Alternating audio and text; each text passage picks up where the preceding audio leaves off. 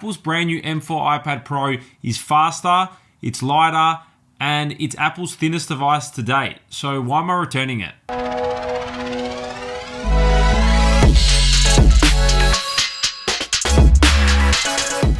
So in my hands here, I've got the brand new M4 iPad Pro, and I've had it for almost 2 weeks now, but I'm gonna return it. Let me tell you why. So in one hand, I have my 2018 iPad Pro 12.9 inch, and the other hand, I have my M4 iPad Pro 13 inch, but can you guys honestly tell the difference? Probably not. From looking at them like this, you probably won't see a difference at all. It's only until we switch to the back where you guys will see the difference in cameras, I guess. That's not the point of this video. The point of the video is I've had my 12.9 inch iPad Pro from 2018 for the last 3 years now. Don't get me wrong, when I got it, I loved it. I use the Apple Pencil all the time, and I thought I was gonna draw with it. It probably lasted about a week. I still use the iPad Pro here and there, but I have a MacBook Pro 16 inch here, which I think just fixes all my problems in one device. The new M4 iPad Pro is very, very good for what it is, and when I saw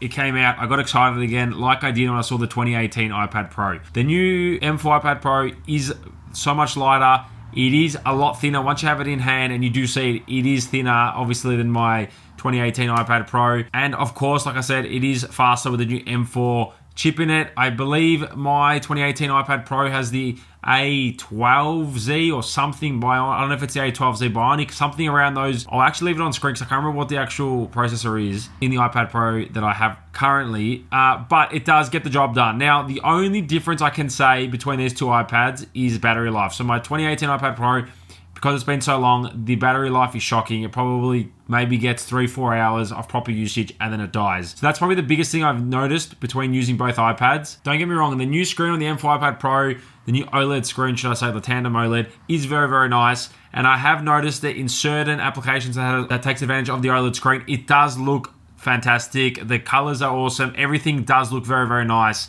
Again, it is a brighter display as well, making everything look that much better. But is it really worth me upgrading from my 2018 iPad Pro and paying over $2,000 in Australia for virtually the same device that's just faster, lighter, and thinner? Now, my answer to that is no. My 2018 iPad Pro literally does everything exactly the same for what I need it for. So I don't take advantage of the M4 chip in here. I don't do any editing or any photo editing or anything along those lines because I have my 16-inch MacBook Pro, which takes care of all of that. So all my Final Cut videos that I'm doing like this, or all my Photoshop and Lightroom, it all goes through my MacBook Pro. So my iPad literally only gets used for movies, as people call it, the best Netflix device you can get, or watching YouTube, or if I have my Golf Simulator app on, this is what I use. Now, I thought getting the new iPad Pro that I might change my mind and I might take advantage of using the iPad for what it's actually been used for, which is with the new M4 chip, maybe photo editing on the fly, or if I'm gonna get Final Cut Pro.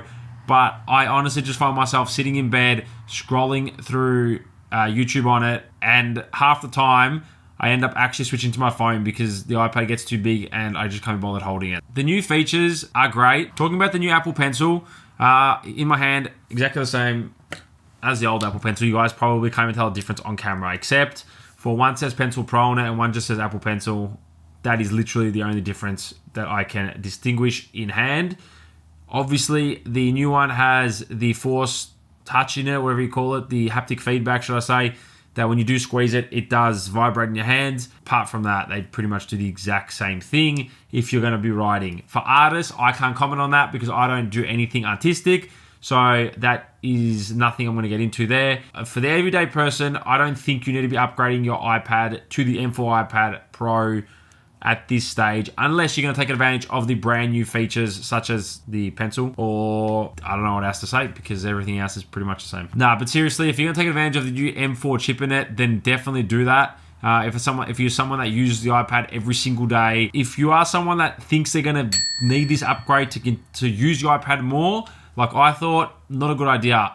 Personally, didn't help me at all. I honestly stopped using it after a couple days. I tried to keep using it. I just had no use for it. I literally just stuck to using my phone, 15 Pro Max, and my 16-inch MacBook Pro. One thing I can say is though, it is so much thinner and lighter than my old one. Again, I don't think it's a reason to upgrade, but just even picking it up in hand, you do know straight away which one is which. With the screen, I don't think it's as noticeable as people think. I've had my wife look at both of these devices next to each other, just looking at the screen, and she honestly chose my old iPad because the colors looked more vibrant in that situation, wherever it was in, than what it did on the OLED iPad, for whatever reason that was. And she actually thought at one stage that my 2018 iPad Pro was the new iPad. So another few differences with the two iPads are the cameras. So originally the iPad before the M4 had two cameras. That had a normal wide camera and then an ultra wide. They've actually removed the ultra wide camera on the new M4 iPad Pro. I guess people weren't using them. So my 2018 iPad Pro has one camera. The new 2024 iPad Pro has one camera. I never use the iPad Pro camera ever, and to this day, the last 2 weeks I haven't used obviously the M4 iPad Pro camera at all. It's only still 12 megapixel camera, nothing special, so nothing improved. It does have a LiDAR sensor, which I know the previous generation did have one as well. My iPad Pro doesn't have a LiDAR sensor, but for the everyday consumer, are you really going to use a LiDAR sensor? I would say no, because I know that I don't use it. I've got my iPhone 15 Pro Max that obviously has a LiDAR sensor and all that kind of thing, and obviously the cameras. That's what I use if I want to use the cameras and the LiDAR sensors and that kind of stuff. The iPad I just kind of use for consuming media. This is why it's so hard for me to recommend the new iPad Pro, because someone like me who's constantly either on the laptop, his phone, iPad, checking stuff or making videos or editing photos, even then I still can't use the iPad Pro like it's meant to be used. So that's why it's so hard for me to even recommend it to people. If they ask me, is it a good iPad? It is great. It does work very well. It is very fast, thinner, lighter, whatever you want to say. But I just don't have a use case for it. Hence why I am returning it. It's a bit of a hard one. I am returning it. I'm going to take it back and get my refund. Apple has their 2 weeks return policy open box. So I'm going to do that and take advantage of it. But this is just my thoughts. I know everything's jumbled up and it doesn't make any sense, but I need to just get it out there so you guys can hear what my thoughts and how I feel about the new M4 iPad Pro. So all I can say is, if you do use an iPad right now and you use it for, say, writing or drawing or anything artistic or anything that you actually need an iPad for, this iPad Pro is a great upgrade, and you will take advantage of it if you use it for that.